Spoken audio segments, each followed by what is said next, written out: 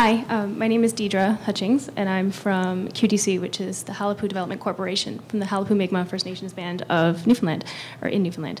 And I'm very interested in what you have to say in terms of gender differences in leadership, but I was wondering what your comments are on leadership styles from women who have more masculine leadership styles. I guess the proper way to say is research shows that women who have more aggressive tendencies or women who operate in CEO levels and make it to the top are often viewed as more harsh or more masculine, and they get a negative reputation from that, when really if you look at their actions, they're not much different from their male counterparts. And I was wondering if you speak to that when you educate women and, I guess, men, thank you, on women's role in management. Sheila, thank you.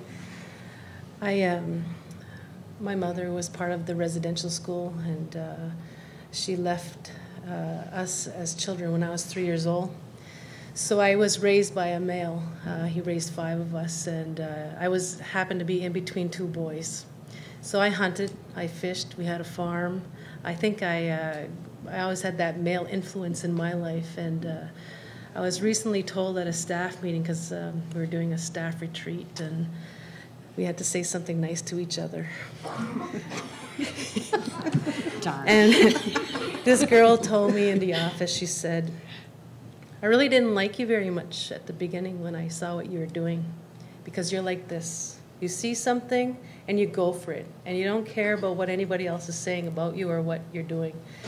And she said, I realize now that we should all be like that, because you get what you want. So I do have that male influence, but I'm still a woman, and I think that, I'm a mother as well, and so I think that when you want something, don't be afraid to go for it, because if you don't engage that, if you don't go for that, it's not going to happen. Thank you for that. Anybody else like to comment? Some days I feel like a man. I'm just kidding. No. But you don't look like one. So. No, I'm just kidding. But no, I believe that,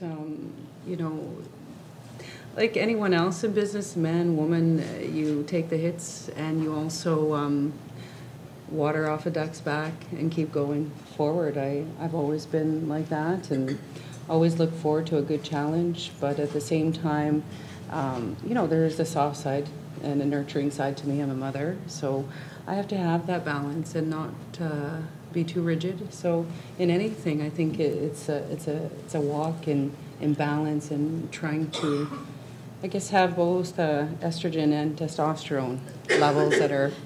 I'm getting towards the 40s, so I don't know if that's going to change. But anyways, thank you. I don't know why she looked at me when she said that. I felt a little flushed.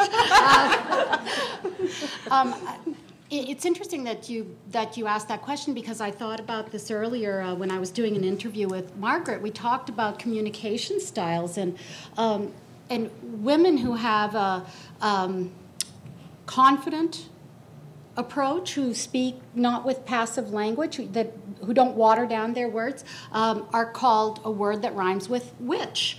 I was told I would be bleeped if I said anything more risque than that, so I'm watching myself. But this affects Indigenous peoples as well, because Indigenous peoples culturally, or because of boarding school experiences, residential school experiences, etc., have either been taught at home or in those settings to not put themselves forward, not brag, not do things that seem like bragging, not draw attention to themselves.